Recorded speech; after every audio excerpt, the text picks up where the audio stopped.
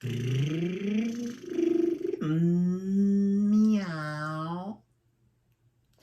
It's that bitch again. Still reading, still learning.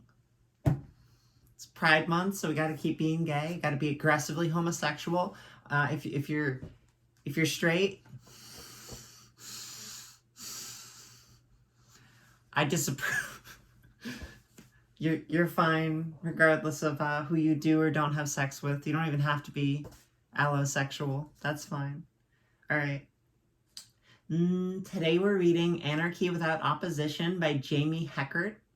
It opens with a quote from Ursula K. Le Guin: "To oppose something is to maintain it from the left hand of darkness."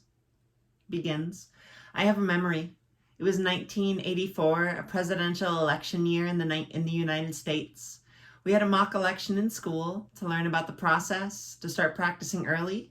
I was 8 years old. Only one person in our class voted for Walter Mondale against Ronald Reagan. When these results were read aloud, the girl in front of me turned around and pointedly asked, 'It was you, wasn't it?' It wasn't.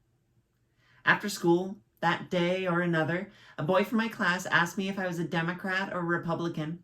When I said neither, he was perplexed. 'You have to be one or the other,' he responded, with all the assurance of one stating an obvious and unquestionable truth. 'Well, I'm not,' I insisted. 'I knew you didn't have to be. My parents voted, but they didn't identify themselves with either party.' In my mind's eye, this boy's face screwed up with outrage and frustration and frustrated disbelief. Quote, 'You have to be one or the other. Democrat or Republican, gay or straight, man or woman, capitalist or anti-capitalist, anarchist or archist, us or them.' I have a memory from a very different time and place. London, 2002. I traveled down from Edinburgh with a woman from ACE, the social center we were involved in, to attend Queeruption. It was my first queer anarchist event. On the way, I learned loads about menstruation. Once there, I remember chatting to another guy. He found out I identified as an anarchist and started asking me, 'Were you at such and such summit protests?' 'Nope.' 'How about this one or that one?' 'No.' He looked really puzzled and maybe even asked how I could be an anarchist without converging outside the G8, World Trade Organization, IMF, or other gatherings of elites. Isn't that what anarchists do? Anarchist politics are usually defined by their opposition to state, capitalism, patriarchy, and other hierarchies. My aim in this essay is to queer the notion of anarchism in a number of ways. To queer is to make strange, unfamiliar, weird. It comes from an old German word meaning to cross. What new possibilities arise when we learn to cross, to blur, to undermine, or overflow the hierarchical and binary oppositions we have been taught to believe in? Hierarchy relies on separation, or rather, the belief in hierarchy relies on the belief in separation. Neither is fundamentally true. Human beings are extrusions of the ecosystem. We are not separate, independent beings. We are interdependent bodies, embedded in a natural world itself in a vast universe. Likewise, all the various social patterns we create and come to believe in are imaginary, albeit with real effects on our body-minds. Their existence depends entirely on our belief, our obedience, our behavior. These in turn are shaped by imagined divisions. To realize that the intertwined hierarchical oppositions of hetero, homo, man, woman, whiteness, color, mind, body, rational, emotional, civilized, savage, social and natural, and more, are all imaginary, is perhaps a crucial step in letting go of them. How might we learn to cross the divide that does not really exist except in our embodied minds? This, for me, is the point of queer. To learn to see the world through new eyes. To see not only what might be possible, but also what already exists, despite the illusions of hierarchy. I write this essay as an invitation to perceive anarchism, to perceive life differently. I'm neither interested in recruiting you nor turning you queer. My anarchism is not better than your anarchism. Who am I to judge? Nor is my anarchism already queer. It is always becoming queer. How? By learning to keep queering again and again, so that my perspective, my politics, and my presence can be fresh and alive. Queering might allow recognition that life is never contained by the boxes and borders the mind invents, taxonomies of species or sexualities, categories of race or citizenship, borders between nations or classes or types of politics, These are fictions. They are never necessary, to be sure. Fictions have their uses. Perhaps in using them, we may learn to hold them lightly so that we, in turn, are not held by them. Of opposites and oppositions.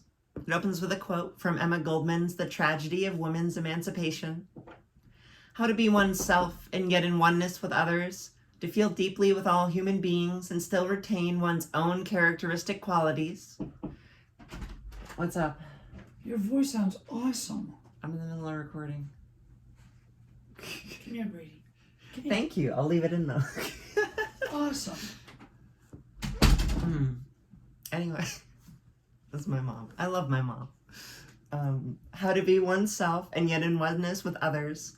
To feel deeply with all human beings and still retain one's own characteristic qualities. This seems to me to be the basis upon which the mass and the individual, the true democrat and the true individuality, man and women, can meet without antagonism and opposition. If everyone inspired by anarchism agreed exactly on what it was, how it worked, and how it felt, would it still be anarchism? There's a quote from Lao Tzu, everybody on earth knowing that beauty is beautiful makes ugliness. Everybody knowing that goodness is good makes wickedness.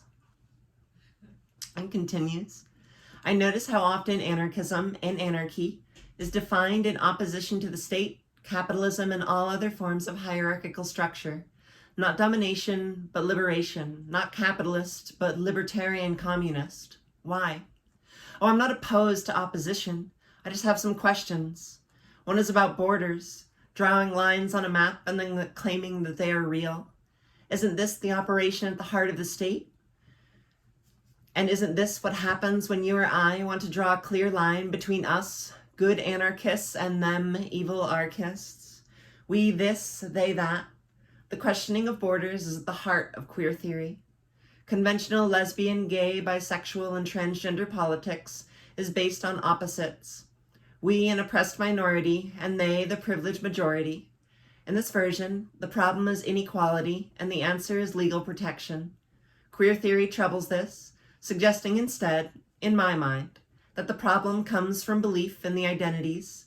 The thing about opposites is that they depend on each other to exist. Straight is not gay, gay is not straight, and bisexuality still confuses people. This leads to all sorts of possibilities for control. We learn to ask ourselves and each other, is he really, is she really, am I really? We're encouraged to believe that our sense of gender and who we fancy tell us who we are and where we fit in a sexual hierarchy imagined to already exist, whereas a state-oriented LGBT politics tries to challenge the hierarchies of hetero, homo, cis, and trans while keeping the identities. Queer politics might ask how the identities themselves might already be state-like with their borders and policing.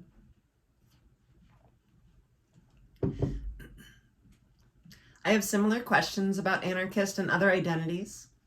How much energy that could go into creating other than state-like ways of living gets lost to efforts to appear anarchist enough? I know I'm not the only one who suffers from anarcho-perfectionism. Likewise, I've seen loads of energy go into arguments about whether so-and-so is really anarchist or not, or such and such is really anarchism. On the flip side, I once had a very interesting conversation with a man who owned a furniture making company. We had a lot of areas of agreement, and he seemed very interested in anarchism. I suggested that when he retired, he could leave his factory to all of the workers to run as a cooperative. He responded plaintively, "But I'm a capitalist." What kinds of politics might become possible if we all learn to be less concerned with conforming to certain labels and more capable of listening to the complexity of our desires? My concern here is that opposition, a politics of opposite that pushes against each other, lean on each other, might get in the way of the listening. A memory story. A few years ago, I lived in a former mining village outside of Edinburgh. I was greatly distressed at hearing the single working-class woman next door shouting horrific things at her children every morning. She would curse at them, sometimes shouting how she hated them. It was nearly unbearable. How could I talk to her about it? Then I took a course on nonviolent communication, a strategy without opposition. More on this below. It taught me to communicate in a way that made it easier for her to hear my feelings and desires. The opportunity came when I found a ball in my garden. We don't own land. We are part of land. And she was in hers. I threw the ball over the privet hedge and asked her how she was finding single parenting. It must be hard, I said, and then told her that when I heard her shouting in the mornings, I felt frightened because it reminded me of things from my own childhood. She didn't say anything to me then, but the shouting stopped and her daughter started talking to me.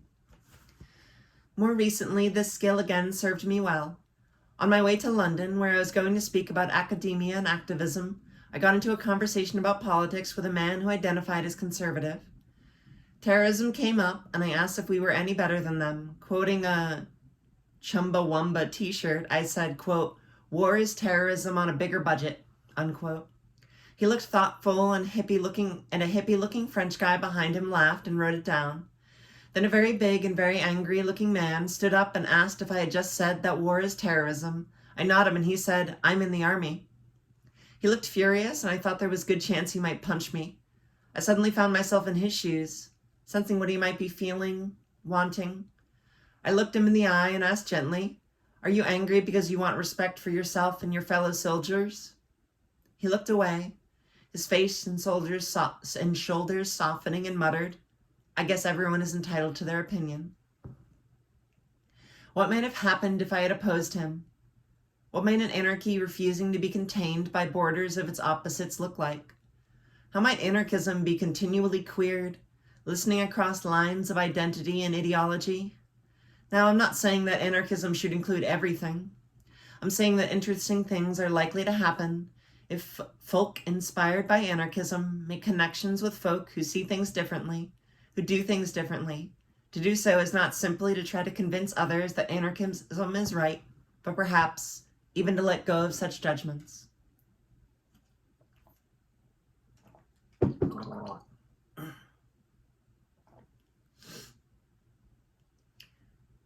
Next section opens with a quote from Rumi.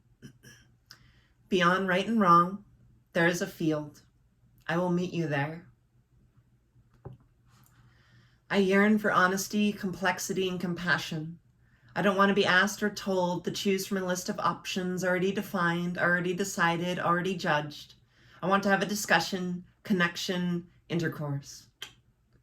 A chance to listen and be listened to, giving and receiving, receiving and giving.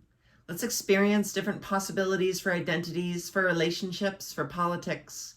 Let's meet. It is this which draws me again and again to anarchism, and not just to anarchism. I'm too promiscuous for that. My anarchism has no straight lines, no borders, no purity, no opposites, no living things do, and I like my anarchy alive. Okay, I'll be honest. My anarchism can grow rigid, bordered, oppositional. I know the satisfaction of imagining myself more radical than others. The thing is, this comes with the risk of being not radical enough, or even not really an anarchist. It also gets in the way of getting along with people, of working together, of even meeting. So when my anarchism is rigid, what are the chances of experiencing anarchy?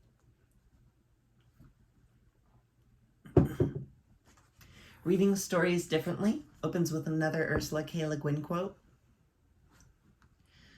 "But these stories weren't gospel, they weren't truth, they were essays at the truth, glimpses of sacredness. One was not asked to believe, only to listen." A friend of mine who does both activisty and scholarly things recently made disparaging comments about the queer theory that is only, quote, "learning a different way to read a novel," unquote. And indeed, one of the first books to be labeled queer theory was Eve Sedgwick's Between Men, a book about 19th century English literature. It was at the same time an exploration of patterns of oppression, in particular cultural norms of love, sex, friendship, gender, and intimacy. Recognizing these patterns came from learning to read novels differently. In drawing attention to love and desire between men in apparently heterosexual novels, the point is perhaps not to say that this is really what the story is about.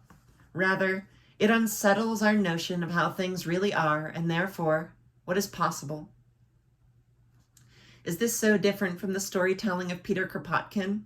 Mutual aid, a factor in evolution, invited a different reading of Darwin's theory, different from those who saw evolution as justification for empire, those who imagined that survival of the fittest meant the most fit, the most dominant, the most masculine, the most advanced. For Kropotkin, and I think Darwin too, fittest meant best able to fit in with other beings in an ecosystem. In other words, to cooperate. So, is cooperation better than competition? Is queer better than straight? Are those the right answers? Is that how I should live my life? The way I see it, at the moment anyways, neither queer nor anarchy is about finding the right answers or working out the right way to live. Both are about the experience of connecting with others, with self. I almost always find it harder to connect with someone who's insisting that their story is the story, their truth, the truth. Where's the space left for my story and my truth? Your story, your truth. How can different people, different creatures, different stories and voices learn to fit together if any one story tries to take up all the space? Like the Zapatistas, I want to live in, quote, a world where many worlds fit, unquote. One of the principles of permaculture, an ethical design system, or perhaps a revolution disguised as gardening, is that edges are the most productive areas in a system. Where the river meets the bank, the forest the meadow, or the sea the shore, there will be an abundance of life. The more that anarchism, a many-branched river in our social ecosystem, mixes and mingles with swamp and stone, soil and soul, the more diverse forms of life will benefit. Conversely, moral high ground is cold, barren, and lonely land. I know, I've been there and I return from time to time. Highly rational and fiercely intellectual, it leaves no space for doubt, for complexity and feeling. Warmth towards self and other dwindles, for the cold numbs the heart, shelter from pain, numbness, may be a form of protection from the horrors of witnessing violence and violation. But the numbed heart is also impervious to joy. And how queer can life be without joy? Seeking further distance and separation from the pain by climbing that moral high ground, I risk forgetting that my heart yearns for community, vitality, and play. Perhaps it is less a forgetting and more of a yearning not to listen. For pain is a signal, an awareness of being alive, a reminder of what is desired. Learning not to listen, isn't that too the nature of the state?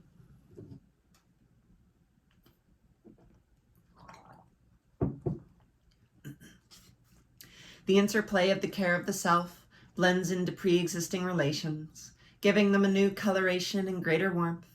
The care of the self, or the attention that one devotes to the care that others would take of themselves, appears then as an intensification of social relations. It's from Michael Foucault. Michelle?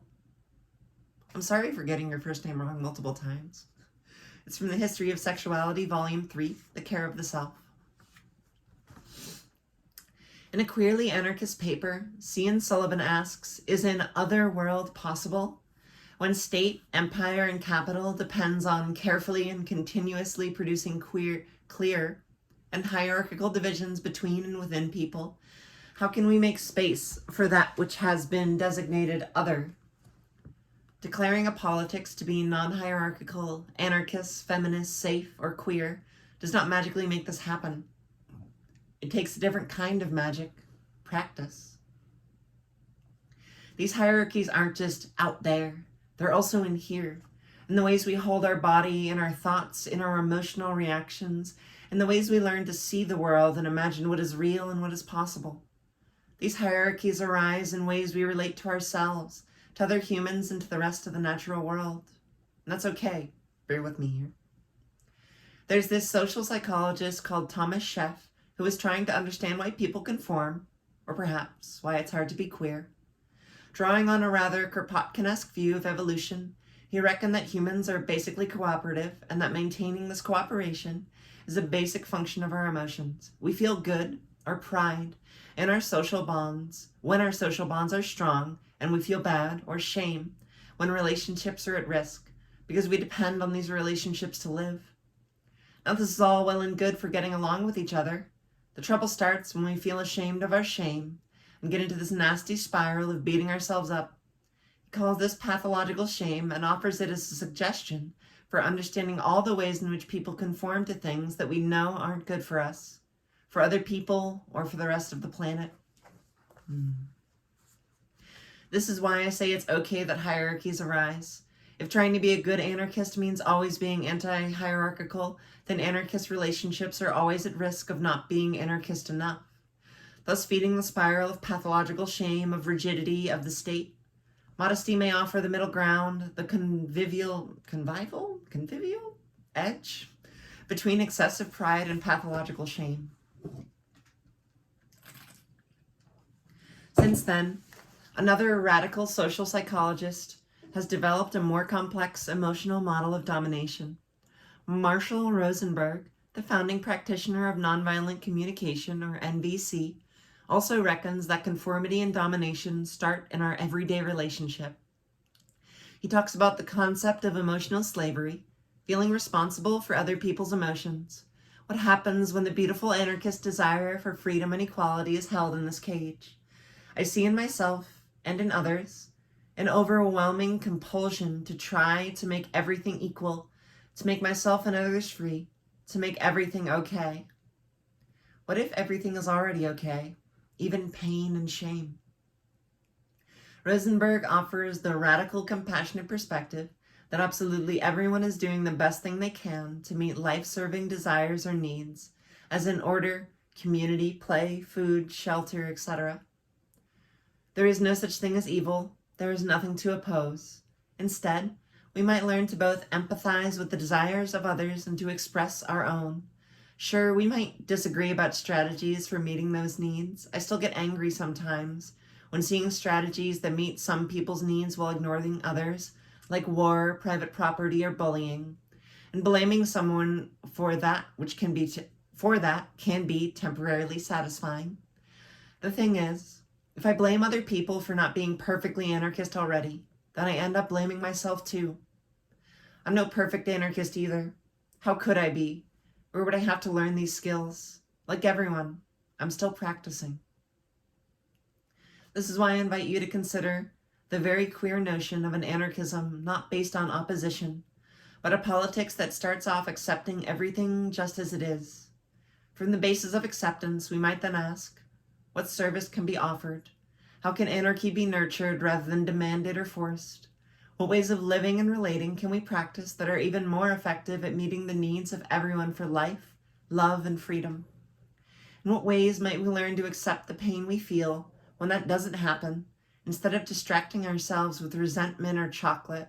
And in what ways might we learn to be gentle with ourselves when we realize we've been drawn to strategies of distraction or even domination?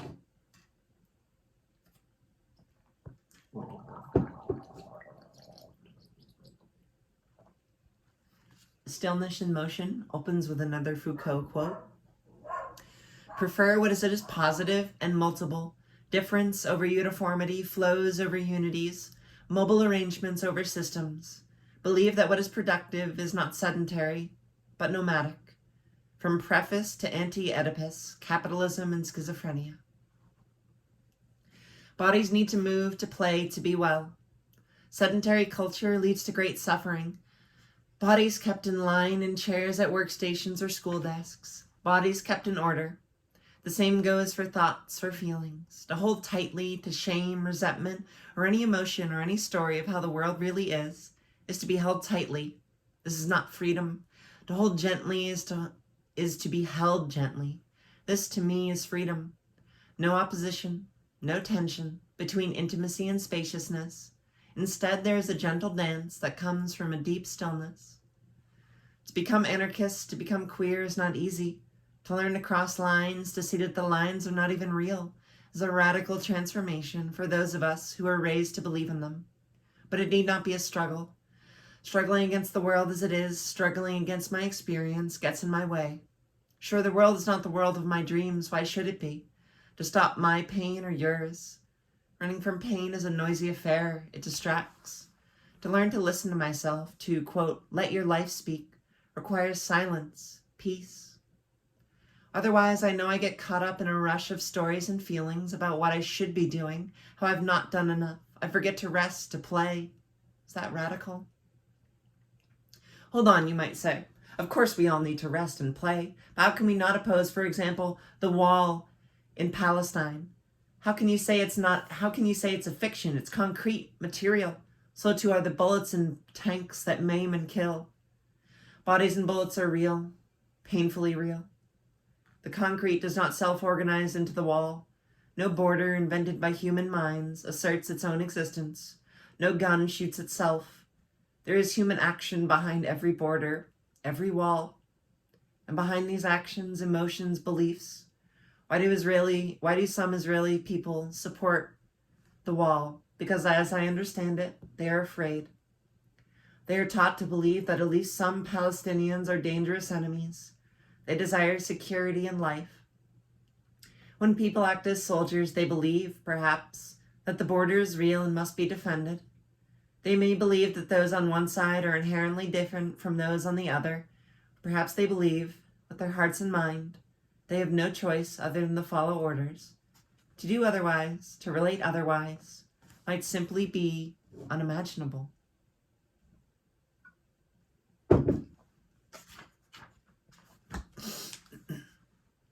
A State of Mind opens with a quote from Catriona Mortimer Sandilands. The challenge we face is made up of specific patterns of behavior among settlers and our own people, choices made to support mentalities that develop in serving the colonization of our lands, as well as the unrestrained greed and selfishness of mainstream society. We must add to this the superficial justifications for the unnatural and misunderstood place and purpose of human beings in the world, an emphatic refusal to look inward, an aggressive denial of the value of nature. Correction, that's from, I'm going to fuck up your name, but I'm going to try really hard. Tayayaki Alfred from Wasaisi, Indigenous Pathways of Action and Freedom. And then a quote, queer ecology is both about seeing beauty in the wounds of the world and taking responsibility to care for the world as it is. Catriona Mortimer Sandilands' Unnatural Passions, ? Notes towards a queer ecology.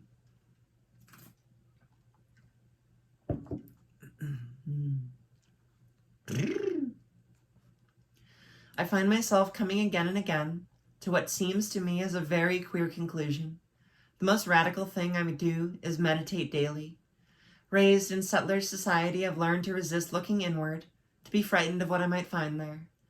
But it's the best way I've found to, quote, be oneself and yet in oneness with others, to feel deeply with all human beings and still retain one's own characteristic qualities, as Emma has called us to be, to feel. And so I invite you to consider, just to consider, meditation as an anarchist practice of freedom. Here's a queer proposal. The state is always a state of mind. It's putting life in boxes and then judging it in terms of those boxes, those borders, as if they were what really mattered. It's trying to get other people to do what you want them to do without so much regard for their needs, their desires. It's self-consciousness, self-policing, self-promotion, self-obsession. It's anxiety and depression. It's hyperactivity stemming from the fantasy that being seen to be doing something is better than doing nothing, even if what you're doing might cause more harm than good. It's resentment at self and others for not doing it right, for not being good enough. It's the belief that security comes from control, and it's a source of tremendous suffering in the world. It's also something I do. When I look inward, when I meditate, I can see how much the mind is attached to individualistic stories of myself, as important, as weak, as wonderful, as useless, as victim, hero, or villain. The stories fluctuate and change form. When I believe them, they affect all of my relationships. I, too, can perform the state. Judith Butler may have taught me that the performance of a role is merely a copy without an original, but it is meditation that lets me see it with clear vision. Sitting down each morning, focusing my mind, observing the thoughts and emotions that pass through. There's a lot of different types of meditations. This is just one. It's not. Her meditation is different than Orthodox Buddhist meditation. I wanted to say that. I learned not to identify with them, not to get caught up in them, to not reject them. I'm learning, quote, the art of allowing everything to be as it is, unquote, which in turn helps with the many challenges of caring for the world as it is, of seeing beauty in wounds. I'm learning to be playful with my sense of who I am, to let go of the borders, the policing. Policing or meditation. It's so much easier for me to connect with others when the walls of the heart, of the individualized self, come down, and it's easier to let go of the walls if I don't judge them. Of course, we learn to protect ourselves. I practice meditation not just for myself, but so that I can go out into the world unarmed, unarmored, enamored. When I feel a love for life itself, I see anarchy everywhere. I notice all the little ways and not so little ways that people already support each other, already speak for themselves, already listen to each other, already make decisions and act together. These aren't just seeds beneath the snow, as Colin Ward put it. They are blossoming flowers, an other world. It's not only possible, it already exists. I've felt it. And when I again get caught up in my own thoughts, my own desires, my own stories about who I am and who you are, what should have happened, how the world should be, then I see so little outside the dramas of my own mind. Everything I see, everyone I meet, I reinterpret through the lens of those fictions. I take myself and my beliefs very, very seriously, just like the state. Is it radical to hate myself? Is it radical to hate cops, capitalists, politicians, racists, or homophobes for that? In my own experience, the two are intimately intertwined, inseparable. And so I go inward before going out into the world, letting my mind grow still. I'm not ruled by my thoughts. Letting my heart open, I am able to love myself and others. And if I am called to fight, to protect those under threat, let me do it with love. Because if I'm not loving, it's not my revolution.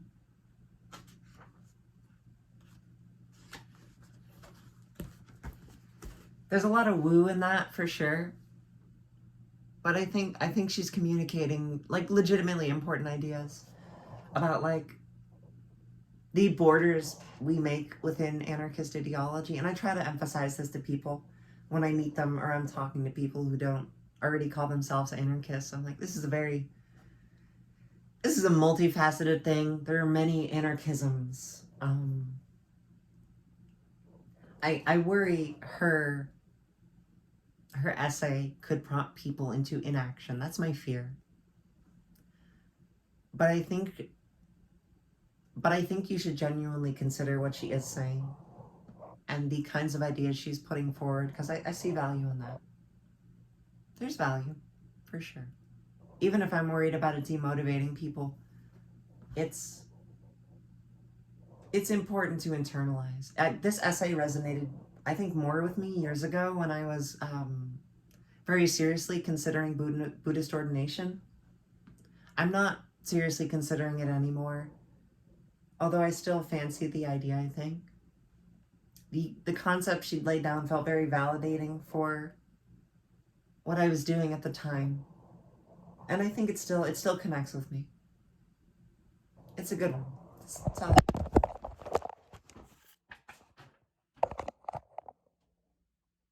Have a good day.